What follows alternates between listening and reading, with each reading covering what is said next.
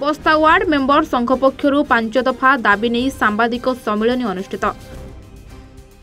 सूचना अनुसार सरकार पंचायतराज व्यवस्था सरपंच समिति सदस्य जिला परिषद नायब सरपंच मानकर भत्ता वृद्धि करथिबा बेले वार्ड मेंबर मानकर कौनसी भत्ता नहीं। सरकार समस्त योजना समस्त कार्य को वार्ड मेंबर माने चाकर परी कार्य करुथिबा बेले सरकार सेमानंकु अणदेखा करिसेंती।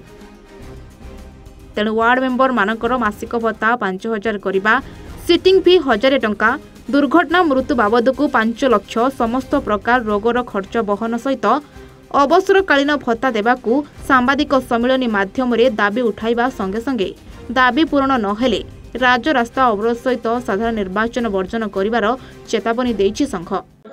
राजेश कुमार गिरी, वार्ड मेंबर संघ बस्ता। आज जो सामाजिक सम्मेलन कले वार्ड संघर उद्देश्य कोन? देखंतु संघर उद्देश्य रहउछि हमर सरकार कोठारे 5टी दाबी नै कि आज वार्ड मेंबर संघ सारा ओडिसा रे विक्षोभ करबा कथा, किंतु आमे प्रथमे बस्तार आरंभ करिछु।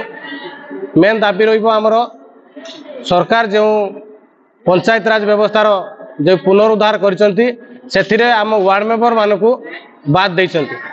हमर दाबी रहिबो प्रथम दाबी रहिबो हमर 5,000 टंका मासिक भत्ता, द्वितीय दाबी रहिबो हमर सिटिंग फी जो 440 टंका करचंती ताकू पुनर्विचार करा जाई 1,000 टंका करा जिवो मासकू। तृतीय रहिबो दुर्घटना जनित जदि हमर कहीं वार्ड मेंबर बा वार्ड सदस्य भौणी जदि मृत्युवरण करती तांकर परिवार पोषण पई 5 लाख टंका क्षतिपूरण। चतुर्थ रहिबो जदि हमर वार्ड सभ्य माने कौनसी रोगर आक्रांत हुअंती तेबे सरकार संपूर्ण खर्च वहन करिवे। बाकी पंचम रहिबो हमर कार्यकलाप 5 वर्ष सरीगला परे मासिक भत्ता। एही 5 दफा नै आज ओडिसा रु बस्ता ब्लॉक रु आरंभ करिवो वार्ड मेंबर संघ तार प्रतिवाद सभा। आगामी दिन में जदि सरकार आम कथा न शुणती ताने आमे राजरास्ता अवरोध करिवो। हमर वार्ड मेंबर मानकर कोनोसी भत्ता को आखि दृष्टि नेले नाही। बस्ता ब्लॉक तरफ सर्वप्रथम वार्ड मेंबर संघ आज तार आंदोलन जारी रही।